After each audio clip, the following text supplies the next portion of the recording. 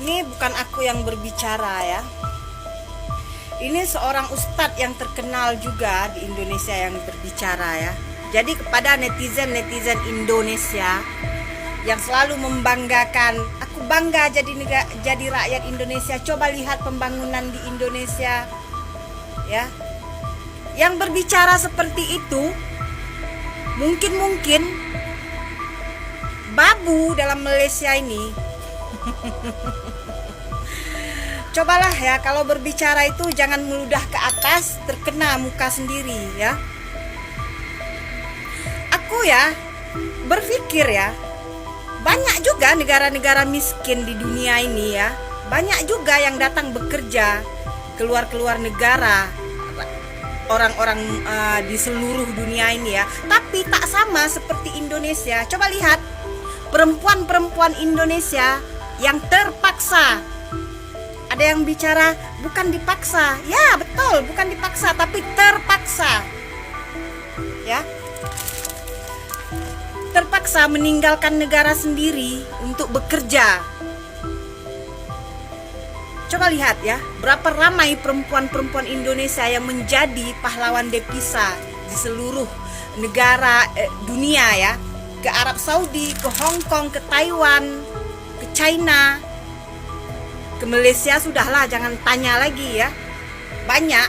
Jadi kepada netizen Indonesia ya, jangan hanya pandai berbicara berkoar-koar ya. Lihat fakta ya, fakta lihat. Malam itu, media sosial Indonesia digemparkan oleh sebuah video yang diunggah oleh seorang wanita Malaysia bernama Siti Aisyah. Dengan wajah penuh ejekan, ia menghina Indonesia secara terang-terangan. Indonesia? Negara miskin yang hanya bisa mengirim pembantu dan buruh ke negeri kami, katanya sambil tertawa sinis. Tak hanya itu, ia juga merobek gambar Garuda Pancasila dan membuangnya ke tempat sampah. Presiden kalian? Tak lebih dari pemimpin lemah yang tak punya nyali, lanjutnya dengan penuh penghinaan. Dalam hitungan jam, video itu menyebar luas. Twitter, Instagram, dan Facebook dibanjiri kemarahan netizen Indonesia.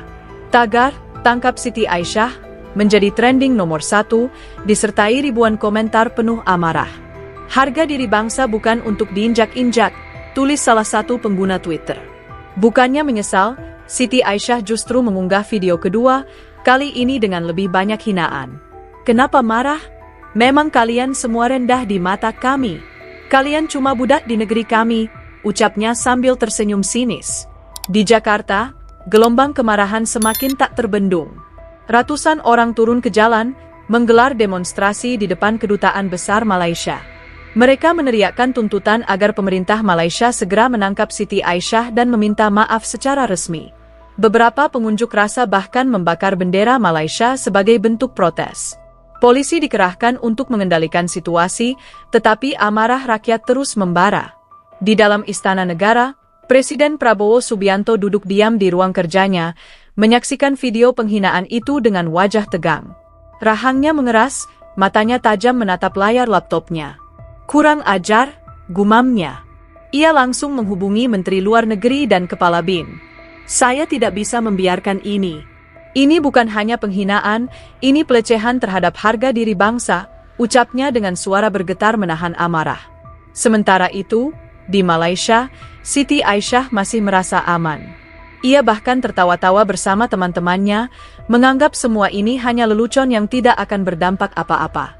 Namun, telepon genggamnya tiba-tiba berdering. Nomor tak dikenal. Dengan santai, ia mengangkatnya. Halo? Suara di ujung sana terdengar dingin. Kau pikir ini hanya permainan, Siti? Sebelum ia sempat menjawab, telepon terputus. Untuk pertama kalinya, ia merasakan sesuatu yang belum pernah ia rasakan sebelumnya, ketakutan. Di tengah panasnya situasi, sebuah berita menggemparkan muncul. Seorang pekerja migran asal Indonesia ditemukan tewas mengenaskan di sebuah gudang di Kuala Lumpur. Tubuhnya penuh luka, dan hasil investigasi awal mengarah pada dugaan bahwa ia dibunuh oleh polisi militer Malaysia. Kabar ini membuat situasi semakin memanas. Dari sekadar hinaan di dunia maya, Kini ada darah rakyat Indonesia yang tumpah di negeri seberang. Amarah rakyat pun semakin meledak. Demonstrasi meluas ke berbagai kota di Indonesia. Kedutaan Besar Malaysia di Jakarta dikepung ribuan orang yang menuntut keadilan. Presiden Prabowo sadar, ini bukan lagi sekadar perang kata-kata di internet. Ini adalah ancaman terhadap martabat bangsa. Dengan suara mantap, ia berkata kepada para petingginya, "Saya akan turun tangan sendiri. Ini baru permulaan. Harga diri Indonesia telah diinjak, dan Prabowo bersumpah, keadilan akan ditegakkan dengan cara apapun yang diperlukan." Malam itu, suasana di Istana Negara begitu tegang. Presiden Prabowo Subianto berdiri di depan jendela ruang kerjanya, menatap langit malam Jakarta yang dipenuhi sorotan berita dari berbagai stasiun televisi. Video penghinaan Siti Aisyah masih beredar luas, dan kini ditambah dengan kabar pembunuhan seorang WNI di Malaysia. Ia mengepalkan tangan, merasa darahnya mendidih. Harga diri bangsa telah diinjak, dan kini nyawa rakyatnya pun melayang. Ini bukan lagi sekadar penghinaan, ini sudah menjadi masalah serius yang menyangkut kedaulatan negara. Segera siapkan pertemuan darurat, ucapnya tegas kepada ajudannya. Tak butuh waktu lama, para petinggi negara berkumpul di ruang rapat. Menteri Luar Negeri, Panglima TNI, Kepala BIN, dan para penasihat utama hadir dengan wajah serius. Prabowo menyapu pandangan ke seluruh ruangan. "Saya ingin jawaban. Apa yang sebenarnya terjadi di Malaysia? Mengapa ada WNI yang dibunuh oleh polisi militer mereka?" tanyanya dengan suara dingin. Menteri Luar Negeri, Retno Marsudi, menarik napas dalam. Pemerintah Malaysia mengklaim bahwa korban, yang bernama Rian Saputra, terlibat dalam aktivitas ilegal. Namun, saksi-saksi di tempat kejadian mengatakan bahwa dia hanya pekerja migran biasa yang tidak bersalah. Polisi militer Malaysia menangkapnya tanpa alasan jelas, dan beberapa jam kemudian, tubuhnya ditemukan dalam keadaan mengenaskan. Ruangan itu sunyi. Kemarahan terlihat jelas di wajah setiap orang. Panglima TNI, Jenderal Agus Subianto, mengetuk jarinya di meja. "Kami bisa mengirim tim khusus untuk menyelidiki langsung di sana. Jika memang ada keterlibatan oknum militer Malaysia, kita tidak bisa tinggal diam." Prabowo mengangguk, lalu berkata dengan suara mantap, "Saya ingin bukti konkret. Kirim tim intelijen kita ke Malaysia. Kita tidak bisa hanya mengandalkan pernyataan sepihak mereka. Selain itu, saya akan menghubungi Perdana Menteri Malaysia secara langsung." Ia menatap kepala BIN dengan tajam. "Kita juga harus tahu siapa Siti Aisyah sebenarnya. Perempuan itu bukan sekadar pembuat konten biasa. Ada sesuatu yang lebih dalam di balik semua ini." Sementara di Kuala Lumpur, Siti Aisyah mulai merasakan ketegangan. Media Malaysia mulai menyoroti kasusnya, dan ia mulai menerima banyak ancaman dari berbagai pihak. Awalnya ia merasa tak tersentuh, tetapi setelah mendengar kabar bahwa Presiden Indonesia turun tangan langsung, wajahnya pucat. "Apa yang sudah aku lakukan?" gumamnya dengan napas memburu. Di saat yang sama, Perdana Menteri Malaysia, Datuk Seri Iskandar Rahman, menerima panggilan langsung dari Presiden Prabowo. Percakapan mereka berlangsung dingin dan penuh ketegangan. "Kami menuntut transparansi penuh dalam kasus ini. Saya ingin penyelidikan terbuka, dan jika ditemukan keterlibatan aparat Anda, mereka harus diadili," ujar Prabowo dengan suara berat. Perdana Menteri Malaysia terdiam sejenak, lalu berkata, "Kami akan menangani ini secara internal." Namun, Prabowo tak puas dengan jawaban itu. "Saya ingin kepastian, bukan janji kosong," balasnya tajam. "Pertempuran belum selesai. Ini bukan sekadar masalah diplomasi, tetapi pertaruhan harga diri bangsa.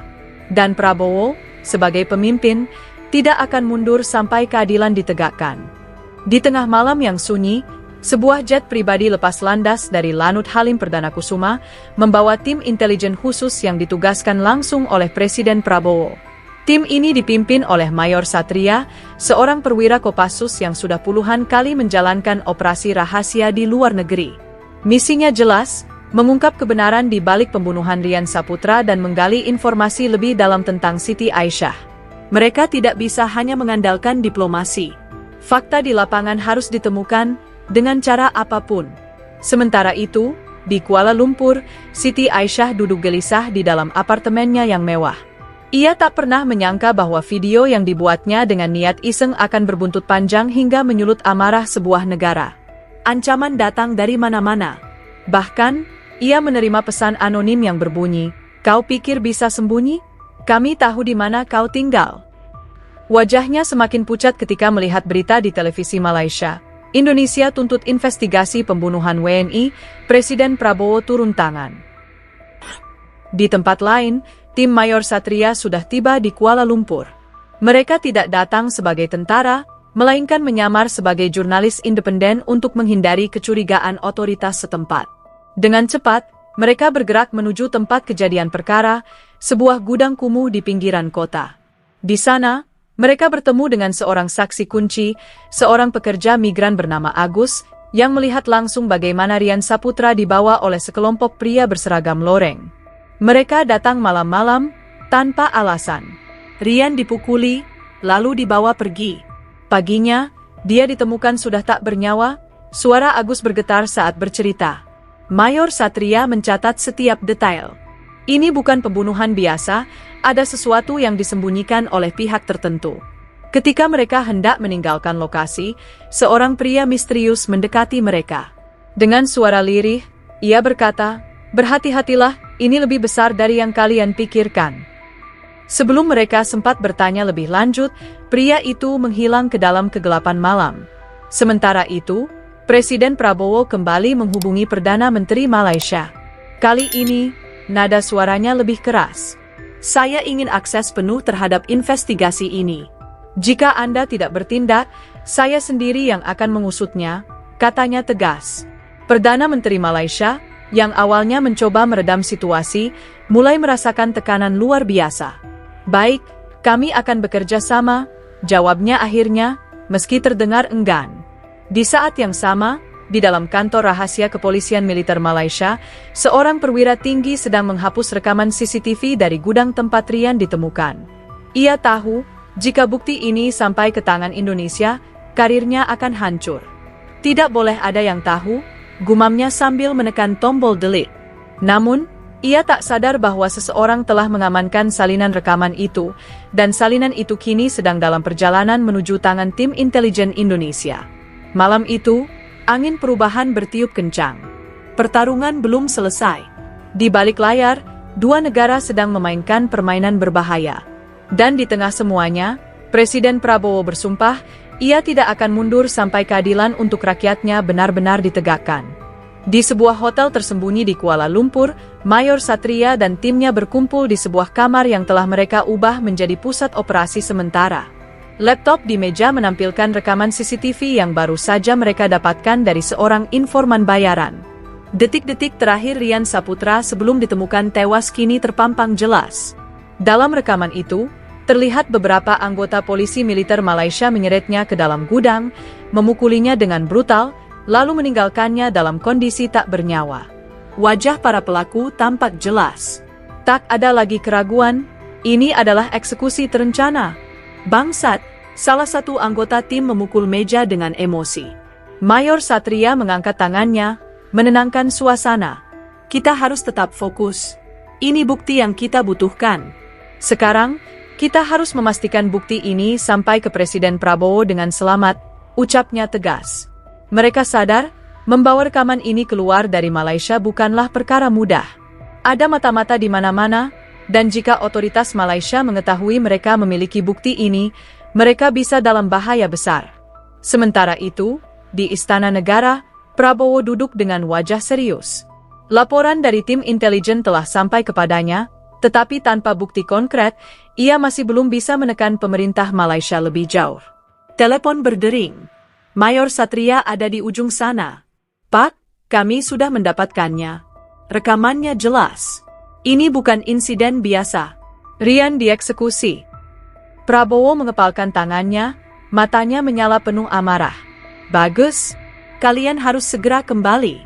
Saya ingin bukti itu di meja saya sebelum fajar." Namun, rencana mereka tak berjalan mulus. Saat salah satu anggota tim keluar dari hotel untuk mengirim rekaman ke Jakarta melalui jalur aman, ia menyadari sesuatu yang mengerikan, mereka sedang diawasi. Mobil hitam tanpa plat nomor terparkir tak jauh dari hotel, dan beberapa pria berbadan tegap terlihat mengamati mereka dengan gelagat mencurigakan. Ia segera kembali ke kamar dan memperingatkan yang lain. Kita ketahuan. Suasana berubah tegang dalam sekejap. Tak lama kemudian, alarm hotel berbunyi. Para tamu berhamburan keluar, tetapi Mayor Satria tahu ini bukan kebetulan. Mereka akan menyerbu ke sini, katanya cepat. Hancurkan semua perangkat yang bisa dilacak. Kita harus keluar dari sini sekarang. Dengan cepat, timnya membakar dokumen, memecahkan ponsel yang berisi data sensitif, dan menyembunyikan rekaman CCTV dalam flash drive kecil yang diselipkan di dalam sol sepatu Mayor Satria. Di luar, langkah kaki berat terdengar mendekat. Pintu kamar mereka didobrak. Sekelompok pria berpakaian sipil dengan wajah garang menyerbu masuk, tetapi kamar itu sudah kosong. Hanya ada jendela yang terbuka lebar. Dari lantai 5, Mayor Satria dan timnya sudah menuruni gedung melalui tali darurat. Begitu mereka menyentuh tanah, mereka langsung berlari menuju ganggang sempit Kuala Lumpur, menghilang ke dalam bayang-bayang malam. Di tempat lain, Siti Aisyah kembali menerima panggilan misterius. Kali ini, suaranya terdengar lebih mengancam. Kau pikir bisa lari dari akibat perbuatanmu? Suara itu membuatnya menggigil. Ia tak lagi merasa aman. Polisi Malaysia yang dulu ia anggap pelindung kini justru menjadi ancaman. Ia mulai menyadari bahwa dirinya hanyalah bidak kecil dalam permainan besar yang sedang terjadi. Malam semakin larut, tetapi perang baru saja dimulai. Di Jakarta, Presiden Prabowo menunggu dengan gelisah. Jika tim intelijennya gagal kembali, bukan hanya keadilan yang terkubur, tetapi juga harga diri Indonesia di mata dunia. Langit Kuala Lumpur masih pekat ketika Mayor Satria dan timnya terus berlari di antara ganggang sempit. Napas mereka tersengal, tetapi mereka tak bisa berhenti. Suara sirene patroli mulai terdengar mendekat. Mereka tahu, jika tertangkap, bukan hanya nyawa yang jadi taruhannya, tetapi juga bukti pembunuhan Rian Saputra yang kini mereka bawa. Arah utara. Kita harus ke titik temu, ujar Mayor Satria dengan nada cepat. Salah satu anggota timnya, Letnan Farhan, merogoh saku dalam jaketnya, mengaktifkan alat komunikasi khusus. Eagle, ini Garuda, kita dalam pengejaran. Butuh evakuasi segera, lapornya dengan suara lirih. Di ujung gang, mereka melihat kendaraan hitam meluncur cepat ke arah mereka. Mayor Satria memberikan isyarat, dan timnya segera berlindung di balik tumpukan peti kayu. Pintu mobil terbuka, dan beberapa pria berbadan kekar turun dengan senjata tersembunyi di balik jas mereka. Mereka bukan polisi biasa, bisik Serka Joni, salah satu anggota tim. Benar saja. Pria-pria itu bergerak dengan koordinasi terlatih, mengamati sekitar dengan mata tajam. Mereka bukan orang sembarangan, mereka adalah agen bayangan Malaysia, orang-orang yang bekerja di luar sistem resmi untuk membungkam pihak yang dianggap mengancam. Mayor Satria mengatur napasnya, menunggu saat yang tepat. Ketika salah satu agen itu melangkah terlalu dekat, Mayor Satria bergerak cepat. Dalam sekejap, ia merangkul leher pria itu dari belakang, mengunci napasnya hingga tubuhnya lemas. Timnya yang lain segera bergerak, menghantam agen lain sebelum mereka sempat mengeluarkan senjata. Dalam waktu kurang dari 2 menit, 4 pria itu terkapar di tanah tanpa suara. Kita harus pergi sekarang, ucap Mayor Satria. Mereka segera berlari menuju sebuah pasar malam yang ramai. Di sana, mereka melebur dalam keramaian, mengganti jaket dan topi mereka untuk menghindari pengenalan wajah oleh CCTV. Letnan Farhan kembali berkomunikasi. Eagle, koordinat 31540N 1017130E. Jemputan dalam 10 menit. Di tempat lain, Siti Aisyah duduk gemetar di dalam apartemennya. Ponselnya terus bergetar dengan pesan-pesan ancaman.